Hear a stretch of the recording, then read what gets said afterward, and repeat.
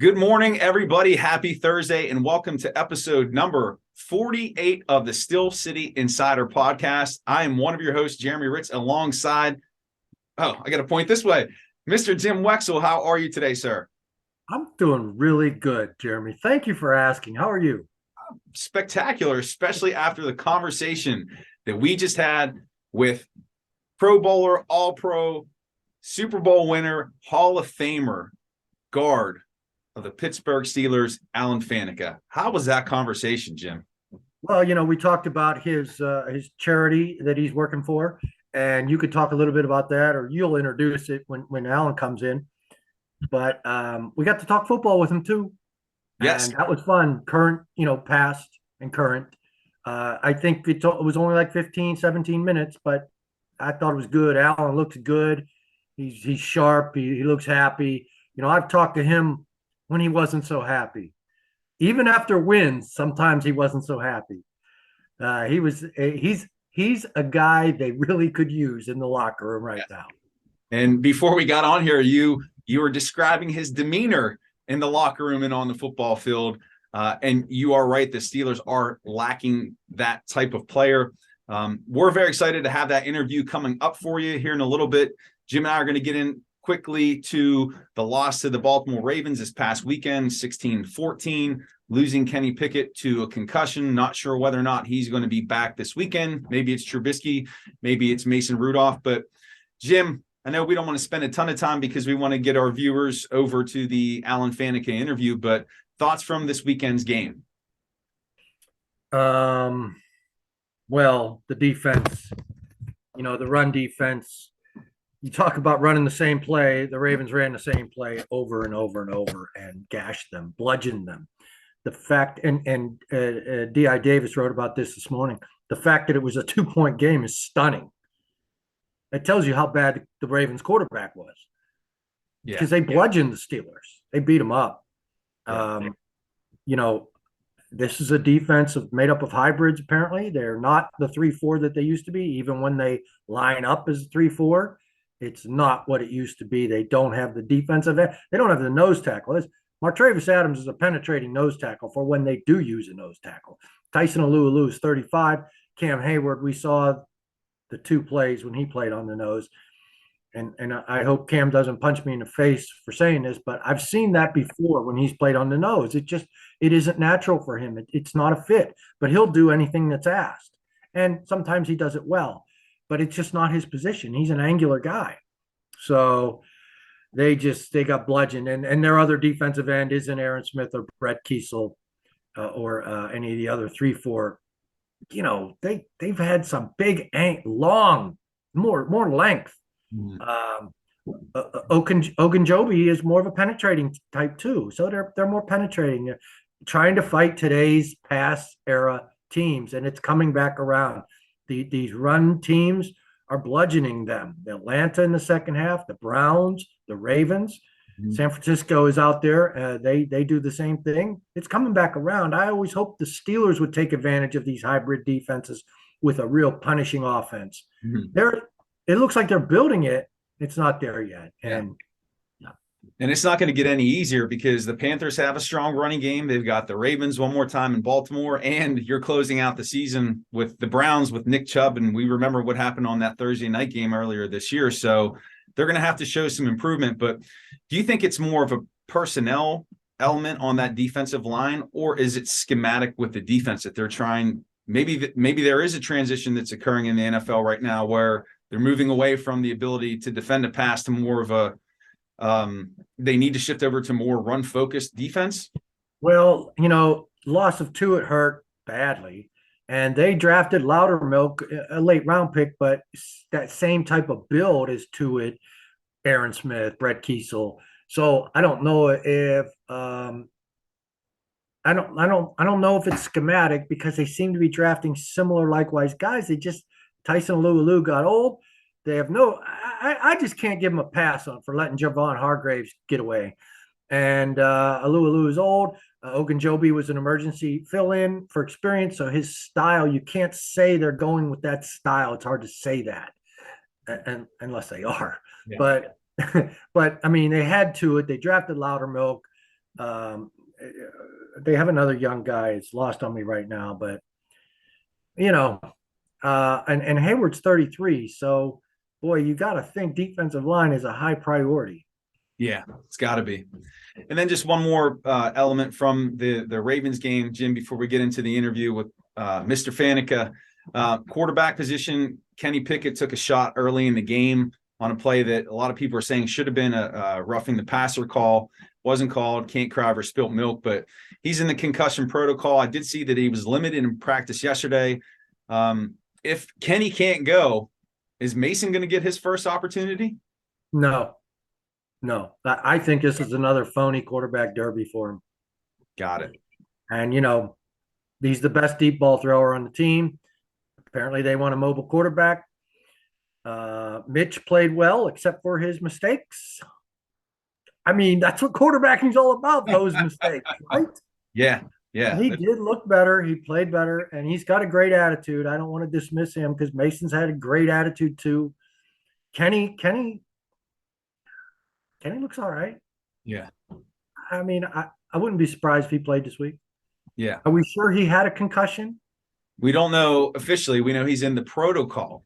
Right. So, and he did get slammed down. I don't think it was a roughing.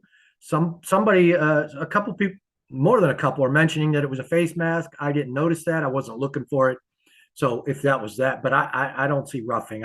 I'm against all those namby-pamby roughing calls anyway, so I'm not going to change my mind and say, well, if you're going to call them, call it. I didn't think it was roughing. It's a tackle. Right. And he's a slight guy.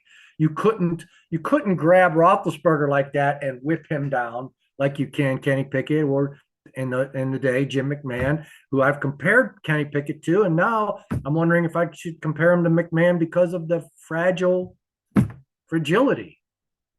Yeah, it is a bit concerning that this is the second time this season, I believe, that he's been in the protocol. So again, we're not sure he had a concussion. Right. If they're taking the extra steps to make sure. Right. So right. All right, Jim. Well, hey, Panthers this weekend. We'll see how that turns out. But viewers, you are in for an amazing treat here. You get to hear from the man himself, Alan Faneca. Check it out, enjoy, and also check out the information about Steps to Zero. Alan is doing a lot to raise awareness for epilepsy.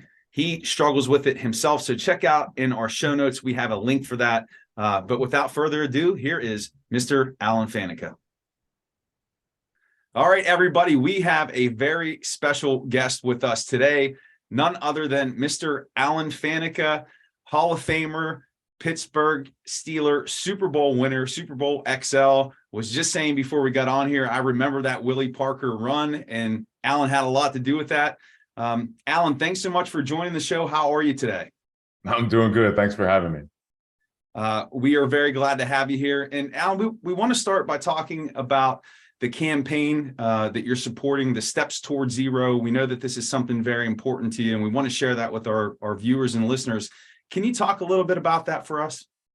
Yeah, so I teamed up with SK Life Science, and they came to me with this campaign, and I immediately jumped on board. It just made too much sense for me to be a part of. And their whole campaign is gained around educating, inspiring, and activating the epilepsy community. They want to get everybody in the epilepsy community to get out there and re-engage their doctors, and try and find new paths and steps towards zero, trying to find a better version of themselves, a way that they can have a better life. Not everybody is able to get to zero seizures, but medicine changes over time, your body changes over time, and so many people with epilepsy just stay on their path. They take the same medicine for year after year, and just to try and get them to rethink it, that, hey, maybe there's a better possibility out there, that maybe you can have a few less seizures and keep moving forward and have a better life. And sometimes we're just trying to get people to go out there and do that. Right. And this is something that is very personal and important to you. Can you talk about that personal connection you have to this? Sure. So I have epilepsy. Actually, my first seizure was Christmas Eve, my freshman year of high school, coming up on Christmas here.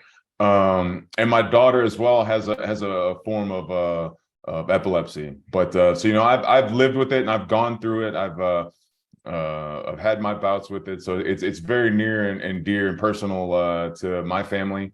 And I've always thought it was a good thing to use my platform as a professional athlete, now a Hall of Famer, to get out and talk about it, and to engage people in the community, and to also help destigmatize it, and let people know that you can do things and be things and still have epilepsy, and that epilepsy is not all that Hollywood sells it to be. Hollywood makes a lot of money scaring people and telling people's and making the biggest and best story, right? And the biggest and best story about epilepsy is the scariest version. And it's not always all like that. And even when it is, it's not as scary as what people think or have seen. And just the more you know, the better you are, and the more prepared you are for situations.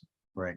And where can our viewers and listeners find out more information about Steps to Zero if they want to, not just increase their awareness, but they want to help in some way?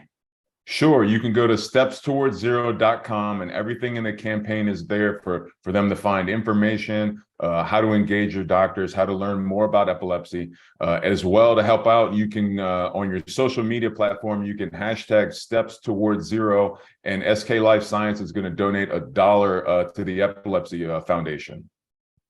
Ellen, when you were 15, you talked about Christmas Eve. You were at your great-grandparents' house and you had your first seizure.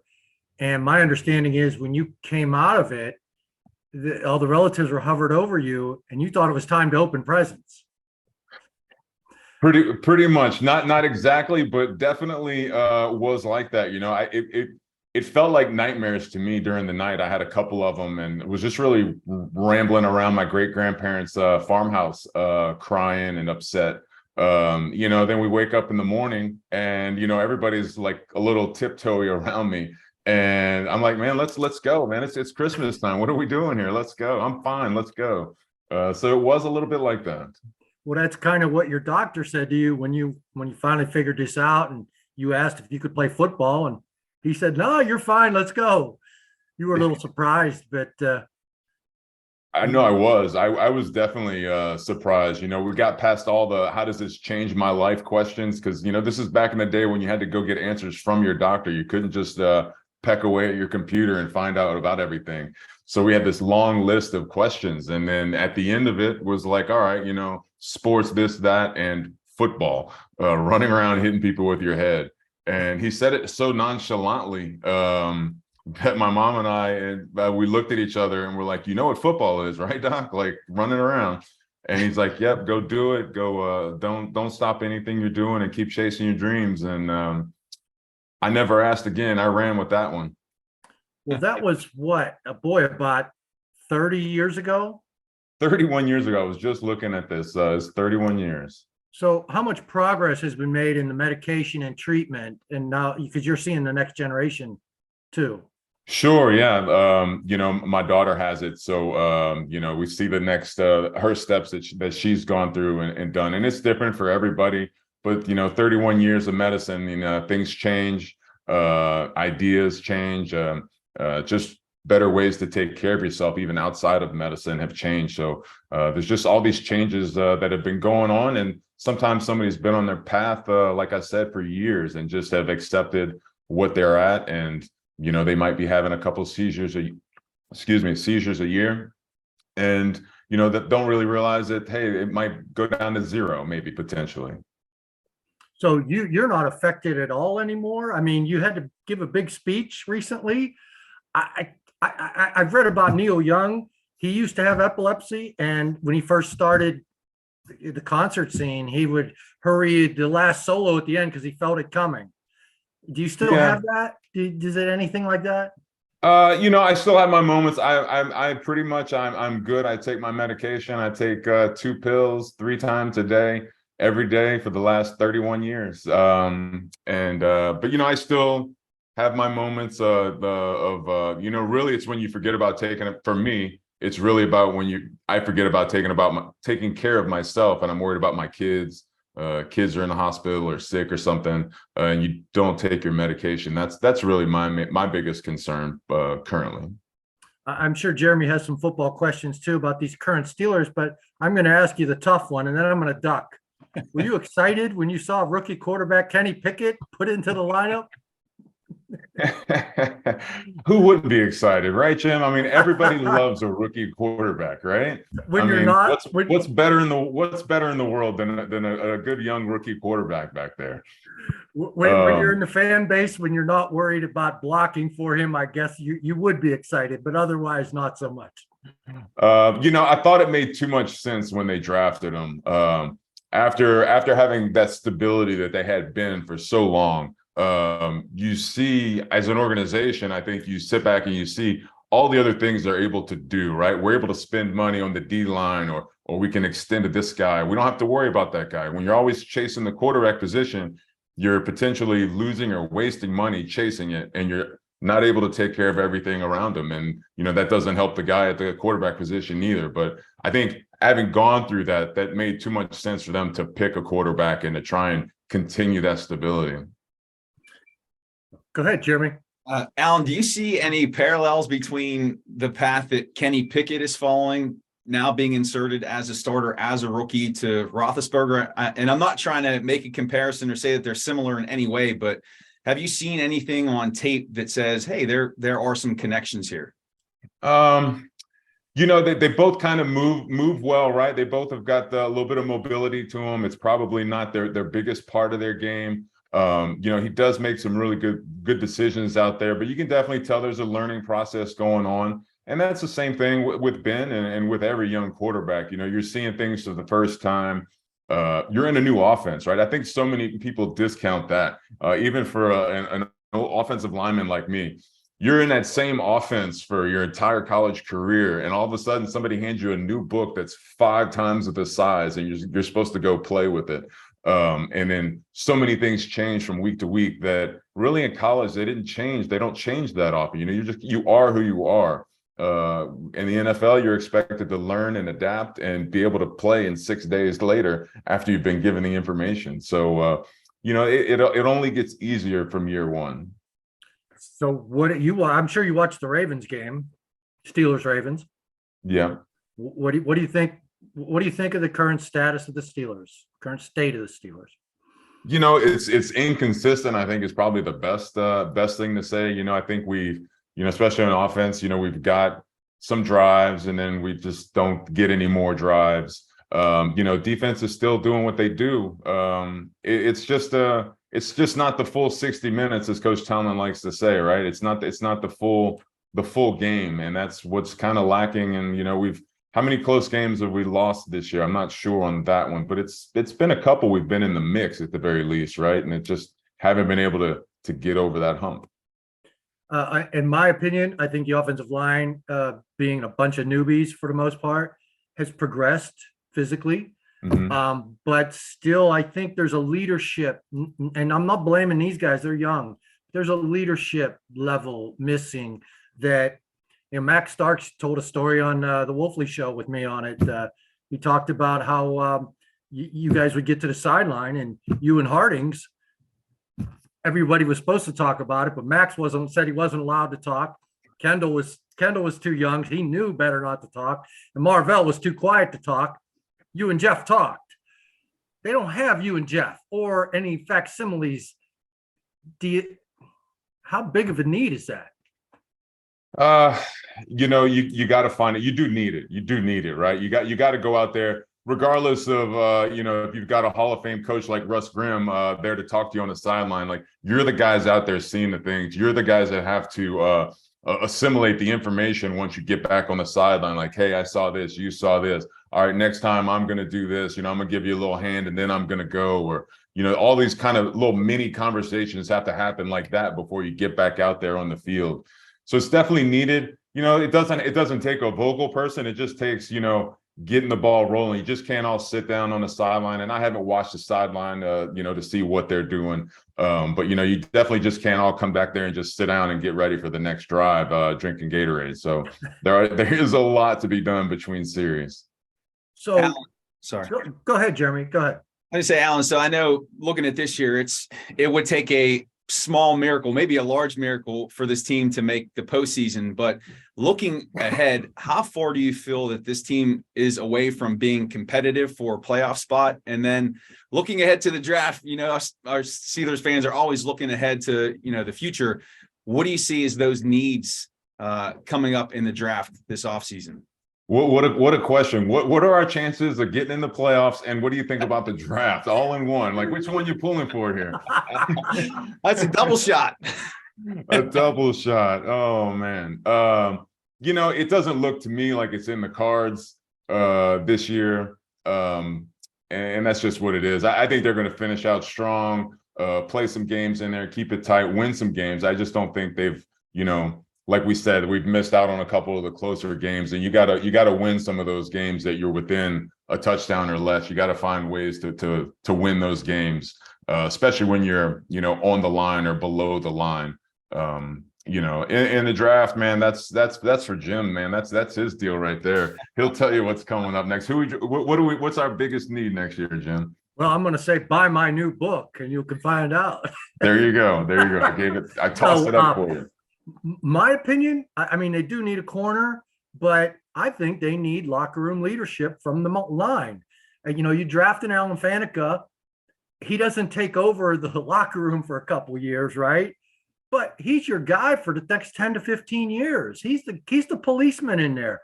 I know you didn't look at yourself as that, but we all did. I mean, Cam Hayward, great leader. He can't do it all himself. I think they need more of those guys. And you saw that the way that the Ravens were pushing around, it looked like the old Steelers playing the old Bengals. The way you guys used to pull and trap and just hammer them physically. I think they need defensive linemen, or if they can find an interior guy. But do you take an interior lineman with a top 15 pick? Not too often. He'd have to be special, he'd have to be real special, I think. But like I said, man, those tackles are stealing, man. If they're stealing money out there, man. That year I played left tackle was the easiest year of my career. I've never felt fresher at the end of a season. Well, I tell you, you were fun to watch. I don't know if you needed to be a football aficionado to watch your pulling and marvel at knocking guys' helmets off, getting three guys with one block. I remember asking you, did you, after the Denver AFC Championship game in Denver, you pulled you knocked three guys out. You didn't do it. I mean, you didn't hit three guys. One guy tripped, the other guy knocked into another guy. And you were like, hey, man, I didn't intend to do that. It just happens like that sometimes. Quit making a big deal out of it. But that's the kind of leadership that's necessary. That kind of, it's not a big deal. I did my job kind of leadership that they're lacking, only because they're so young and inexperienced. And I think that's what they need. And man, I miss watching you play, especially, everybody says, well, Ben stepped in and they went 15-1.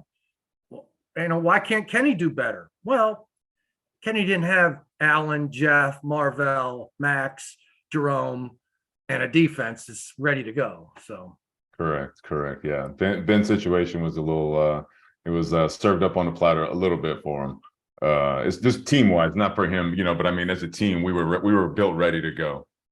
And he's an aircraft carrier type. He's a franchise guy. He was drafted to be a franchise guy. Correct. Yeah. Well, Alan, we really appreciate you coming on the show here today and giving us some of your time. I'm sure that the listeners and viewers very much enjoyed it. We're going to have linked in the show notes the Steps Towards Zero campaign for all of you out there. So please check that out, post on social media, bring awareness to it. But Alan, again, thanks so much for coming on the Still City Insider podcast. Hopefully you can come back on again. Hey, anytime, guys. Love talking. Hey, thanks, Alan. Thanks so much. Thanks, guys.